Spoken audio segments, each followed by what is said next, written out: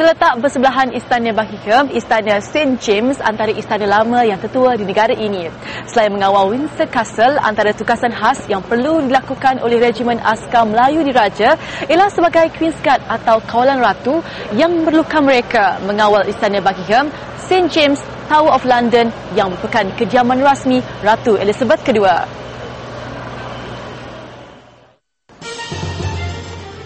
Public duties adalah penugasan istiadat yang dilaksanakan oleh 3 kumpulan pengawal British iaitu Queen's Life Guard, Windsor Guard dan Queen's Guard.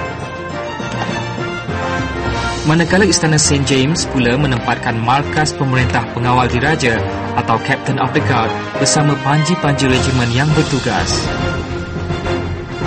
Apa yang lebih mencabar bagi 4 pengawal bertugas, lokasi ini paling hampir dengan pengunjung.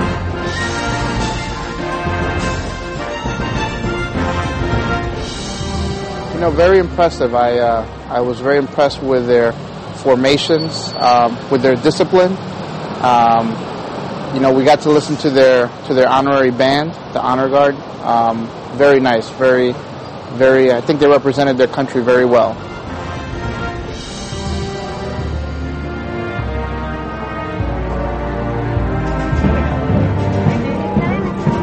Selaku Kolonel yang dipertua Kor Regimen Askar Melayu Diraja, kunjungan ke bawah duli Yang Maha Mulia Sultan Kedah pasti menyemarakkan lagi semangat mereka.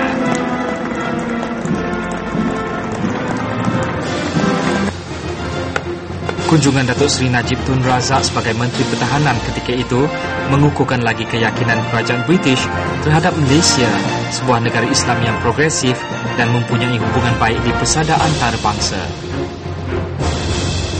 Bermula dari sejarah penubuhan sebagai Kompeni Percubaan Askar Melayu pada 1 Mac 1933 dengan keanggotaan 25 orang askar Melayu, kini kehadiran anggota Batalion Pertama Regimen Askar Melayu Diraja di United Kingdom dilihat mampu mengangkat imej Malaysia bukan sahaja kepada warga British, malah masyarakat dari serata dunia yang melawat kota London.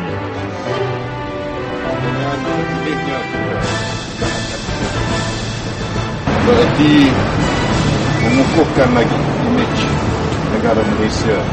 Secara simbolik, cenderahati ini akan terus kekal di sini sebagai tanda khidmat bakti tentera Malaysia. Hari inilah hari terakhir mereka bertugas di Buckingham Palace sebagai Queen's Guard, dan hari bersejarah ini diraihkan bersama pegawai-pegawai serta senior rank. Dan saya merasa amat bertuah kerana hanya saya sahaja di kalangan bukan anggota tentera yang dijemput khas untuk meraihkan hari bersejarah di tempat bersejarah ini di St. James Palace. Mengikut tradisi Captain of the Guard, Kompeni Regimen Askar Melayu Diraja yang bertugas adalah tuan rumah kepada bilik santapan diraja yang menyimpan pelbagai sejarah sejak dijadikan kediaman rasmi keluarga diraja Britain pada tahun 1698.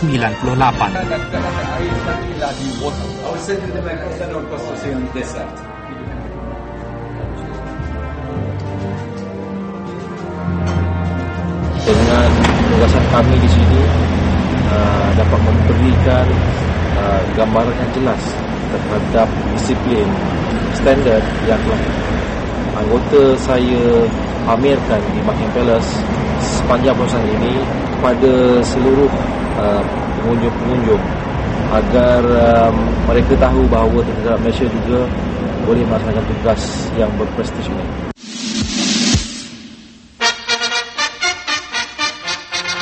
Berpegang kepada jogan kata taat setia, keikhlasan Regimen Askar Melayu Diraja Malaysia menjalankan tugasan London District Public Duties sekaligus mengembalikan nostalgia pasukan infanteri tertua negara yang tertubuh atas dasar hubungan dua hala yang telah sedia ada.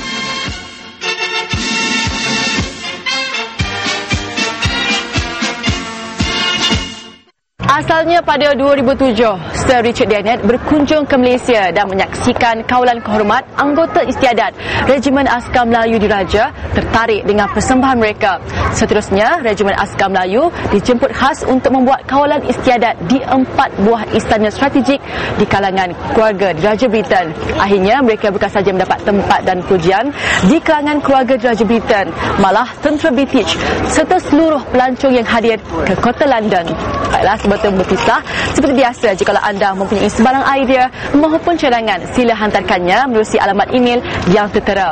Akhir kata, salam Majalah 3 buat anda semua dari saya, Nurul Syuhada Nurul Ain Muhammad Zain di Kota London. Bye-bye.